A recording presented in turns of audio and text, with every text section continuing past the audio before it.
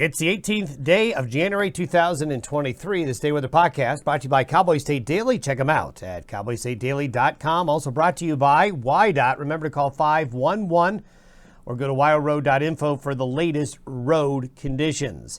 Well, the storm is going to be moving across the region today, so it's going to be southeast Wyoming, all of Nebraska, and a good chunk of Colorado seeing the snow today. The storm system is going to slide northeast, and you're really going to see Nebraska, far northeastern Colorado, under the gun the most for the heaviest snow early in the day.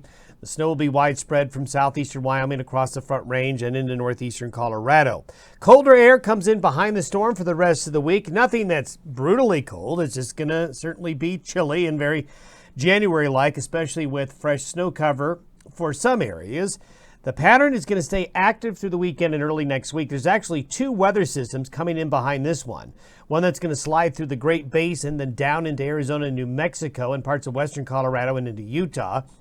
The next system is going to bring a cold front across Montana, Wyoming, and into northern Colorado and western Nebraska and western Dakotas as we get into Sunday night, and Monday. And that's going to reinforce the cold. And while there won't be big snows with those systems, there'll be a little bit of snow with those systems as weather patterns are changing. Well, now we're not showing you satellite photos of the Pacific, but right here you can see the nice curl there of the low early this morning over east central areas of Colorado. So you can see the counterclockwise circulation bringing upslope conditions to the Front Range, western areas of Nebraska and southeastern Wyoming there. So you can see under the cloud shield where the snow is early today. And as the storm tracks northeastward, east-northeastward today, that will take the heavier snow across Nebraska, then into portions of Iowa and southern Minnesota later on. But the counterclockwise spin, wrapping snow back into the mountains of southern Wyoming and into areas of Colorado and even down here into northern areas of New Mexico. Well, to show you this, you might look at this and say, wow, that's somewhere in the northern and central Rockies. No, this is a shot from Flagstaff, Arizona. Over the last couple of days, Flagstaff has seen a tremendous amount of snow. It's already been a very snowy winter in Flagstaff, but this storm system in particular getting down into northern and central areas of Arizona. Arizona, for you folks, I know a lot of folks in Arizona watching this, has had a lot of winter, and it's not even February yet. There's the low over east central Colorado this morning. About a good job the models have done forecasting this. That's not always the case, but handling this well.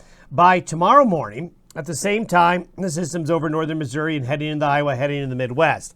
This guy right here is going to dive south out of the Pacific Northwest and swing through here. And as it does so, it is going to produce a little bit of moisture. Over the next 36 hours, this is where the moisture is going to be with this low. You can see, look at central and eastern Nebraska.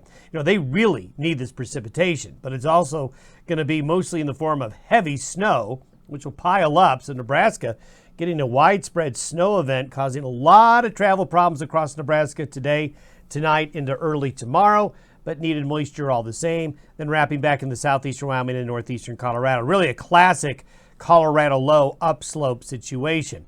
But it's a progressive system. It's going to move along fairly quickly, and that will lead to improving weather along the Front Range of southern Wyoming and northern Colorado later this afternoon and evening as it heads east. Then you can see the moisture here coming in on the backside of that next system. And there it is, the snowfall forecast through tomorrow morning. Then, as we get into Saturday morning, we have this low swinging through New Mexico and Arizona with the next system up here right behind it. This is the moisture that comes in with that secondary system. So you can see there's an arch of moisture right here that is going to be coming down out of the Pacific Northwest. So Idaho, Utah, into Arizona, going to snow in Flagstaff again, and then across the Grand Canyon. Then northern New Mexico, southern Colorado. Southern Colorado really needs some moisture, so they'll get a little bit of rain and snow out of this. Mostly snow as it swings through Friday night and Saturday. Lighter snows elsewhere with that Friday system. Then Sunday, this is for about noontime Sunday. We've got another system, and the flow, as you see, as we've been talking about, coming in from the northwest now. So Montana, northern Wyoming, you're going to get, not a lot, but you're going to get some snow.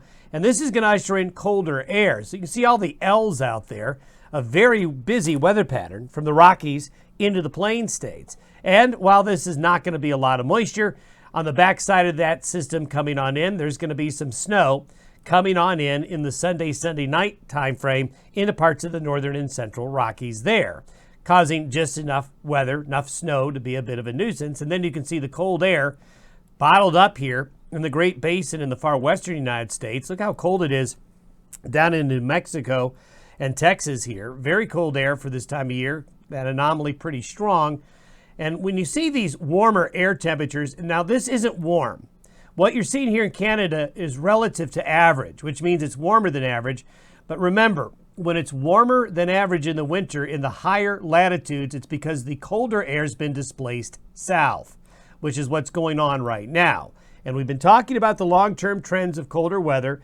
This is by next Wednesday and Thursday. We're still seeing that high-pressure ridge along the west coast and the bowl of cold coming in out of north central and central Canada into the lower 48 states.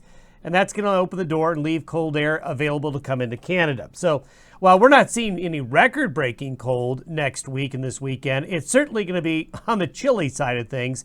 And there are the temperature anomalies centered right here over the plain states, but a lot of the U.S. in green, blue, and purple. When you're colder than average, colder than 30-year normals for the end of January, you're pretty chilly. And if you look over the next 10 days across the nation, it's pretty darn snowy. This is what's going on kind of right now. But these storms are going to be going into the Great Lakes, into the Ohio Valley, into the Appalachians, and the New England, northeastern areas of the United States, going to be seeing some winter weather. So winter weather is ramping up, not only here, but will be spreading east and south across the rest of the nation as we get into next week. Have yourself a great Wednesday. We'll see you tomorrow.